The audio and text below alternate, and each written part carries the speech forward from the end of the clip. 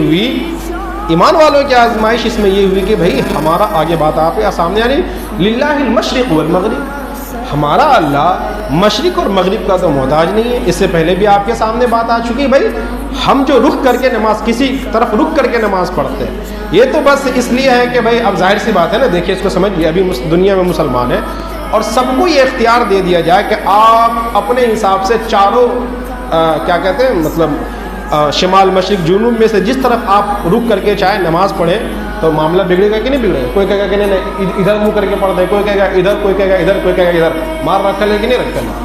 تو یہ تو ایک انتظامی امور کے لیے ہے نا، ایک اہتمام، ایک انتظام کے لیے یہ کر دیا گیا کہ آپ قبلہ کی طرف رخ کریں تاکہ آپس میں کوئی وواد، کوئی لڑائی جھگڑا نہ ہو اور تمام امت اس پر متفق رہے. ٹھیک ہے، بات سمجھ میں آ گئی؟ تو مسلمان کے لیے تو صرف یہ بات تھی کہ اگر آج ہم خانہ کعبہ مسجد حرام کی طرف رخ کر کے نماز پڑھ رہے ہیں تو کس کے لیے پڑھ رہے ہیں؟ اللہ کے لیے پڑھ رہے ہیں. اور اگر اللہ نے ہی یہ حکم، اللہ ہی کا حکم ہے کہ قبلہ خانہ کعبہ کی طرف رخ کر کے نماز پڑھو، حکم کس کا ہے؟ اللہ کا. اور اللہ ہی اگر یہ حکم دے رہے ہیں کہ اب بیت المقدس کی طرف رخ کر کے نماز پڑھو تو یہ حکم کس کا ہے؟ نماز کس کے لیے ہو رہی ہے؟ چہرہ چاہے ادھر رہے چاہے ادھر رہے، عبادت کس کی ہو رہی ہے؟ ٹھیک ہے. اور اس میں ایک امتحان یہ بھی تھا کہ چلو ایک بار قبلے کو تبدیل کر دیا جائے تاکہ مسلمانوں کے ذہن دماغ میں اچھی طریقے سے یہ بات بیٹھ جائے کہ خانہ کعبہ جو اتنا محترم ہے اور اتنا محترم بالشان ہے کہ کہیں کسی مسلمان کے دل میں یہ خیال نہ آ جائے کہ نہیں ہم جو ہے نا دراصل خانہ کعبہ کی ہی عبادت کر رہے ہیں. اس خیال کو بھی صاف کرنا تھا. ٹھیک ہے، اتنی بات.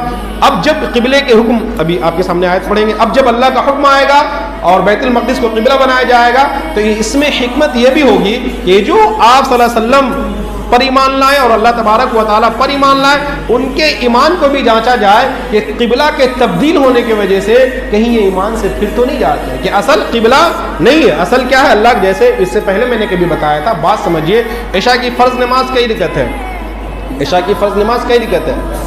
ابھی اگر ہم لوگ 3 پڑھیں گے یا 5 پڑھیں گے نماز ہوگی؟ بھائی نمازی تو ہے، 1 رکعت بڑھا لے، کیا خیال ہے؟ نماز کوئی گناہ کی چیز تو نہیں ہے، 5 رکعت پڑھ لیں گے تو کیا ہوگا؟ آپ کہیں گے نہیں، اللہ کا حکم کتنا ہے؟